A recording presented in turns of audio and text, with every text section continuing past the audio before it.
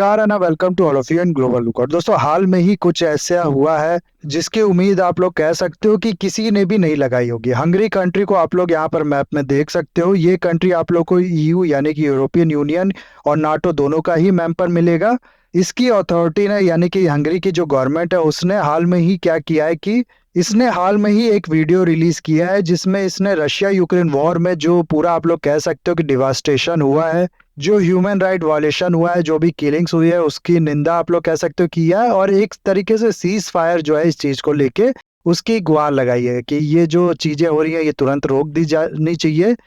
तो इन सब बातों में सीज फायर की बात करने में, ह्यूमन राइट्स की बात करने में हालत की कोई गलत नहीं है, लेकिन इस वीडियो में ऐसा कर दिया हंगरी ने जिसकी वजह से आप लोग देखोगे कि मैं कहूँगा कि पूरे यूरोपियन कंट्री या फिर यूक्रेन से खुद इसको क्रिटिसिज्म मिल रहा है। हुआ क्या है कि इस वीडियो में क्रीमिया वाला जो पार्ट है उसको रशिया का दिखाया गया है, जो कि बहुत ही बड़े ब्लंडर की तरह बताया जा रहा है दुनिया भर के जो न्यूज़पेपर्स हैं उनकी तरह। नाउ आप लोग यहाँ पर ये कहोगे कि इसमें गलत क्या है, क्रीमिया जो है वो हम सब जानते हैं कि रशिया के अंडर ही है, रशिया के अंडर ही है, तो इस चीज़ में गलत क्या है। देखो, इसके बारे में मैं बताने से पहले, इसमें गलत क्या है ये बताने से पहले आप लोग को पूरा जो कोल्ड वाटर पॉलिसी है रशिया की उसके बारे में बताना चाहता हूँ, जिसकी वजह से आपको एक तरीके से एक नया पिक्चर क्रिएट होगा कि आखिर रशिया जो है वो क्यों इतना लड़ता है और पास्ट में भी क्यों इतने वॉर उसने लड़े हैं और हाल में भी रशिया यूक्रेन का जो वॉर है उसका कोर रीजन क्या है। तो इसलिए ये जो कोल्ड वॉर पॉलिसी है ये आपका जानना बहुत ही ज्यादा जरूरी है, क्योंकि वर्ल्ड हिस्ट्री का एक बहुत बड़ा हिस्सा जो है वो इस चीज से आप लोग को समझ में आने लगेगा। दरअसल होता क्या है कि ये जो पूरा मैप है रशिया का, ये देखो आप लोग, ये रशिया का मैप है। ऊपर आप लोग को पता होगा ये जो पार्ट है ये आर्टिक ओशियन है, और आप लोग को पता होगा कि ये जो आर्टिक ओशियन है ये बहुत हद तक आइस से कवर होता है, यानी कि ये ओशियन जो है इस पे पूरा बर्फ जमी हुई होती है। कई महीनों तक ये बर्फ जमी रहती है और कई कई जगह तो पूरे साल तक ये जो बर्फ है ये जमी रहती है।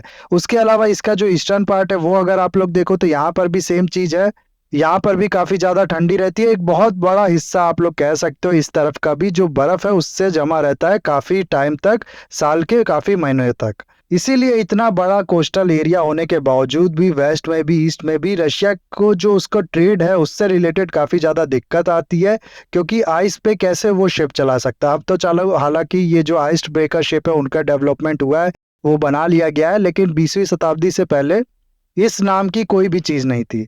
इसीलिए ये जो आइस से कवर होने वाला का कारण है इसके जो पूरा पोर्ट है वो इस रशिया को जो ट्रेड है वो करने में काफी ज्यादा दिक्कत आती है।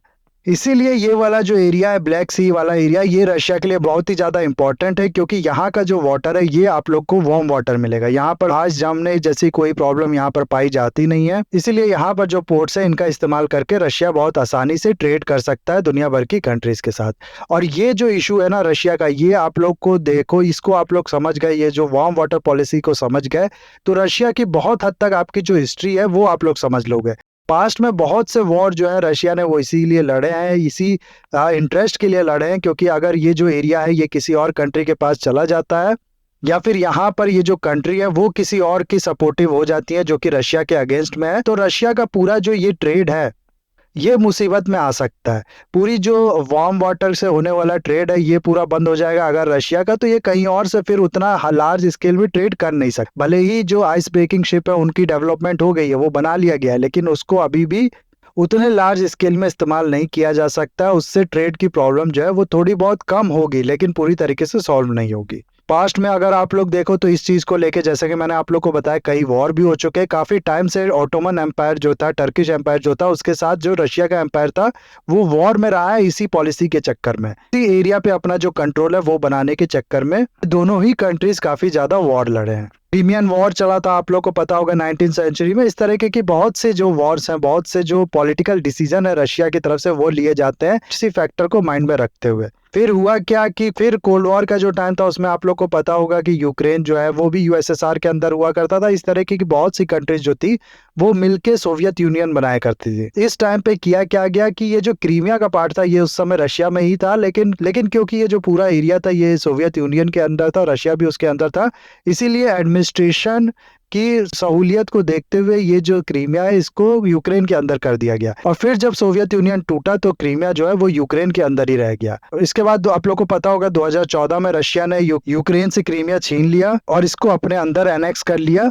उसके बाद से ही वेस्टर्न कंट्री जो है उसने आइसोलेट करना शुरू किया रशिया को, इस पे सैंक्शन लगाए गए, इसका जो रिजर्व्स था उसको आप एक तरीके से कह सकते हो सीज कर लिया गया, इसको G8 कंट्री से निकाल दिया गया और तो अब ये जो ग्रुप है ये G8 से G7 कंट्री बन गया है। और कहना मैं ये चाहता हूँ कि हालांकि क्रीमिया जो है इस पे रशिया ने अपना कब्जा बना लिया, अपने अंदर इसको मिला लिया, लेकिन अभी भी यूरोपियन कंट्रीज अगर आप लोग देखोगे, वेस्टर्न कंट्रीज अगर आप लोग देखोगे, उसने ऐसा नहीं माना है। ये लोग अभी भी क्रीमिया को जो है वो यूक्रेन का पार्ट मानते हैं। और लास्ट ईयर जब रशिया ने अटैक किया यूक्रेन पे, तो ये जो डिमांड है कि क्रीमिया को भी वापस करे रशिया यूक्रेन को, ये और भी ज्यादा उठने लगी, जिसको पूरा सपोर्ट मिला यूरोप से। और इसी चीज में अगर आप लोग देखोगे, हंगरी का ये पोस्ट करना और क्रीमिया को रशिया का पार्ट दिखाना, ये एक बहुत ही बड़ा ब्लंडर है आप लोग कह सकते हो हंगरी की तरफ से। हालांकि ये जो पोस्ट है ये बहुत जगह से डिलीट कर लिया गया है, लेकिन फिर भी ये जो इश्यूज है ये काफी ज्यादा बनी हुई है न्यूज में, और इसको लेके काफी ज्यादा जो चर्चा है वो चल रही है। और ये चीज केवल इतनी ही नहीं है कि क्रीमिया ने ये जो मैप है ये दिखा दिया रशिया के अंदर। दरअसल हो क्या रहा है कि यूरोप ने जो सैंक्शन लगाया ना रशिया पे, उसके बाद बहुत ही ज्यादा जो प्रॉब्लम्स है वो यूरोप को खुद फेस करनी पड़ रही है। बहुत से इकोनॉमिक चैलेंजेस, बहुत से एनर्जी चैलेंजेस जो है वो यूरोप खुद ही से फेस कर रहा है। सैंक्शन लगा के इसने खुद अपना ही नुकसान कर लिया एक तरीके से आप लोग कह सकते हो ये।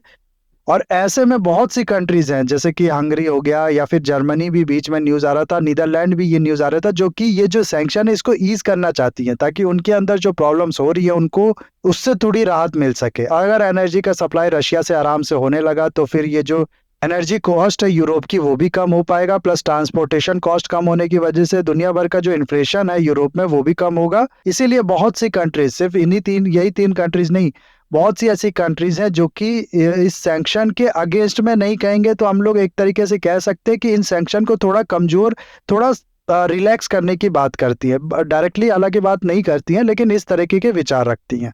ऐसे में हंगरी का ये पोस्ट करना और इस तरीके की जो न्यूज़ है इसका सामना आना, आप लोग कह सकते हो कि यूरोप की जो वीकनेस है, यूरोप में खुद की जो इसकी यूनिटी है उसकी जो वीकनेस है वो शो करती है। और ये शो करके आप लोग कह सकते हो कि एक बहुत ही बड़ा ब्लंडर हुआ है यूरोप की तरफ से। हालांकि सिर्फ एक दो कंट्री ने ये शो किया है, लेकिन ये एक तरीके से बहुत ही बड़ा ब्लंडर है, एक मजाक का आप लोग कह सकते हो पात्र बन गया यूरोप इसकी वजह से। तो ये है पूरा video guys. I hope video आपको अच्छा लगा होगा। इसे लाइक, कमेंट, शेयर, सब्सक्राइब जरूर कीजिएगा। That's all. Have a nice day. Take care.